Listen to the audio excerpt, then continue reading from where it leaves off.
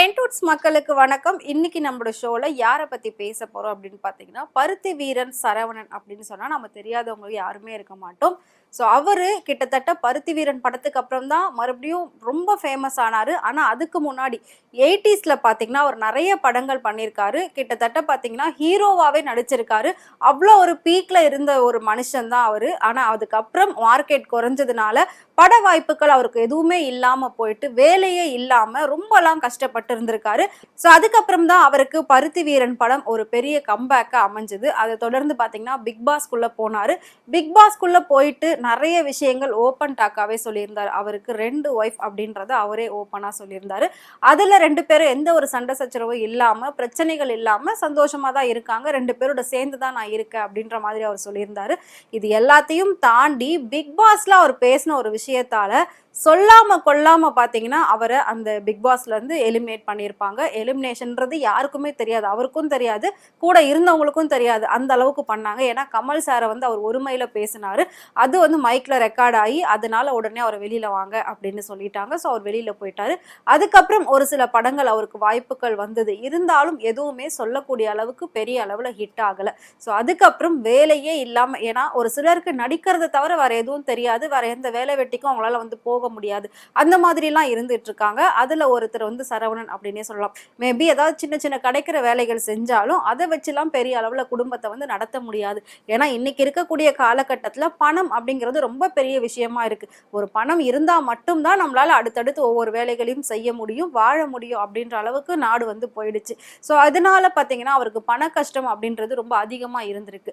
அதுல அவர் வந்து 2 கல்யாணம் ஆல்ரெடி பண்ணியிருக்கிறதா நம்ம எல்லாருக்குமே தெரியும். அவரு பிக் பாஸ்ல சொன்னது 2 பேருமே எந்த சண்டையும் இல்லாம ரொம்ப சமாதானமா தான் சந்தோஷமா போய்கிட்டு இருக்கு அப்படின்னு சொல்லியிருந்தாரு. ஆனா இப்போ அவரோட லைஃப்ல பாத்தீங்கன்னா பல திருப்பங்கள், பல மாற்றங்கள் நடந்துகிட்டு இருக்கு.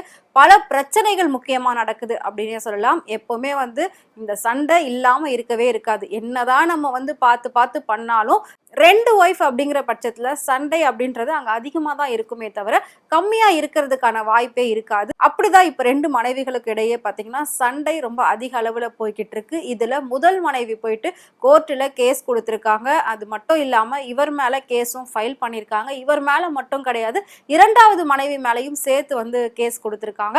இதுல என்ன நடந்தது, என்னென்ன விஷயங்கள்லாம் மாறி இருக்கு அப்படின்றத பார்க்கலாம். சோ என்ன அப்படின்னா, சரவணனுடைய முதல் மனைவி சூரியஸ்ரீ, அவங்களுக்கு வந்துட்டு குழந்தையே இல்லை. எதனால குழந்தை இல்லை அப்படின்னா, இவரை கல்யாணம் பண்ணதுக்கு அப்புறமா இவர் வந்து பீக்ல ஒரு டைமிங்ல இருந்தாரு. அதுக்கப்புறம் வேலையே இல்லாம பல வருஷமா வீட்டுல இருந்தாரு. ஸோ வீட்டையும் குடும்பத்தையும் பார்த்துக்கிற பொறுப்பு முழுக்க முழுக்க சூரியஸ்ரீ கிட்ட இருந்திருக்கு. அதாவது இவரோட முதல் மனைவி கிட்ட இருந்திருக்கு.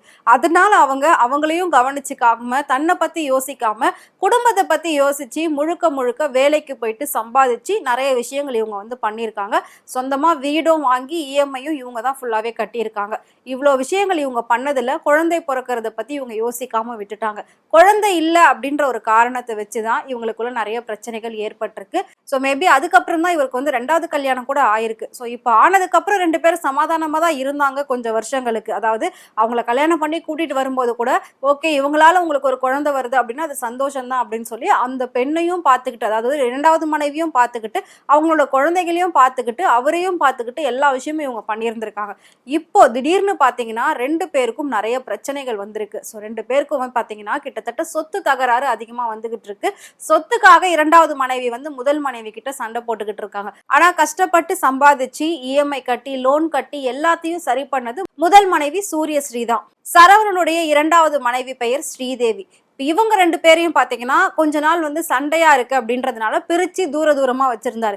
இப்போ திரும்பவும் முதல் மனைவியோட வீட்டு எதிரிலேயே 2வது மனைவியும் கூட்டிட்டு வந்து வச்சிட்டதுனால 2 பேருக்கும் பிரச்சனைகள் ரொம்பவே அதிகமாகிட்டு இருக்கு அப்படின்னு வந்து முதல் மனைவி சொல்லிட்டு இருக்காங்க. ஸோ சொன்னது மட்டும் இல்லாம இவங்க சரவணனை விவாகரத்து பண்றதுக்காகவும் எல்லா விஷயமும் ரெடி பண்ணியிருக்காங்க. ஸோ இவங்களுடைய விவாகரத்து கேஸ் பாத்தீங்கன்னா பூந்தமல்லி கோர்ட்டுல நடந்துகிட்டு இருக்கு. அதுக்குள்ளவே 1008 பிரச்சனை, துணி காய போடுறதுல இருந்து செருப்பு ஸ்டாண்டு வைக்கிறதுல அடிக்கிறதுல இருந்து வீட்டுக்கு வந்து கிளீன் பண்ணி பெயிண்ட் அடிக்கிறதுல இருந்து நிறைய பிரச்சனைகள் இவங்க 2 பேருக்குள்ளயும் வந்துட்டே இருக்கு. இதை வந்து தாங்க முடியாம சரவணன் கொஞ்ச நாள் வெளியிலே போயிட்டு தங்கிட்டு இருந்திருக்காரு நிம்மதியை தேடி. ஆனா அவருக்கு எங்கேயுமே நிம்மதி கிடைக்கல. ஒரு சில நாட்கள்ல சாப்பாட்டுக்கே வழி இல்லாம ரொம்ப கஷ்டப்பட்டு பல நாள் பட்டினியாலாம் சுத்தி இருக்காரு அப்படிங்கிற ஒரு விஷயம் வந்து வந்திருக்கு.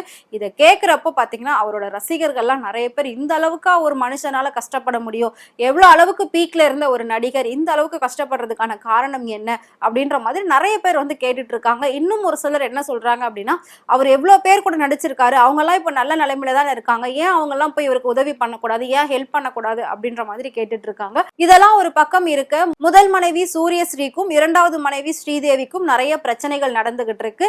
இதுல வந்து பாத்தீங்கன்னா முக்கியமா அவர் குழந்தை இல்ல அப்படின்ற ஒரு விஷயத்தை ரொம்ப குத்தி காட்டுறதா வந்து முதல் மனைவி சொல்லியிருக்காங்க. அப்படி இல்லாம போனதுக்கு காரணமே இவர் வேலை இல்லாம வீட்டுல இருக்கிற நேரத்துல இவங்க வேலைக்கு போய் சம்பாதிக்கணும், குடும்பத்தை பார்க்கணும் அப்படின்றதுக்காகவே ஓடினது தானே அப்படின்னு இவங்க சொல்றாங்க. 2வது மனைவி என்ன சொல்றாங்க அப்படின்னா, எனக்கு குழந்தை இருக்கு, என் புருஷன் என் கூட இருக்காரு, சோ அந்த சொத்து எல்லாமே எங்களுக்கு தான் சேரும் அப்படின்னு சொத்து ரீதியா வந்து சண்டைகள் நிறையவே நடந்துகிட்டு இருக்கு. உங்களுக்கு குழந்தையே இல்ல, அப்புறம் எதுக்கு உங்களுக்கு சொத்து, அந்த வீடு எதுக்கு உங்களுக்கு, அந்த வீட்டை எங்களுக்கு விட்டுட்டு நீங்க வெளியில போங்க அப்படின்ற மாதிரி அவங்கள வெளியில பிடிச்செல்லாம் வந்து துரத்துறாங்களாம். நிறைய பிரச்சனைகள் நடந்துகிட்டு இருக்கு. சரவணனும் பாத்தீங்கன்னா கிட்டத்தட்ட 2வது மனைவிக்கு தான் சப்போர்ட்டுமே பண்றாராம். சோ இவங்க என்ன சொல்லியிருக்காங்க, அதாவது முதல் மனைவி சூரியஸ்ரீ என்ன சொல்லியிருக்காங்க அப்படின்னா, எனக்கும் என்னோட உயிருக்கும் என்னோட குடும்பத்தை சேர்ந்தவங்களுக்கும் ஏதாவது பிரச்சனை ஆச்சு அப்படின்னா அதுக்கு காரணம் சரவணனும் அவங்களுடைய 2வது மனைவி ஸ்ரீதேவியும் சேர்ந்துதான் அப்படின்ற மாதிரி ஒரு லெட்டருமே எழுதி போலீஸ் ஸ்டேஷன்ல கம்ப்ளைண்டா கொடுத்திருக்காங்க. ஸோ ஆல்ரெடி இவங்க மேல கேஸ் வந்து கோர்ட்ல இருக்கிறதுனால இப்ப திரும்பவும் இப்படி ஒரு கம்ப்ளைண்ட்டை கொடுக்கும்போது இன்னும் கொஞ்சம் இது அதிர்ச்சி அளிக்கிற விதமா தான் இருந்துட்டு இருக்கு.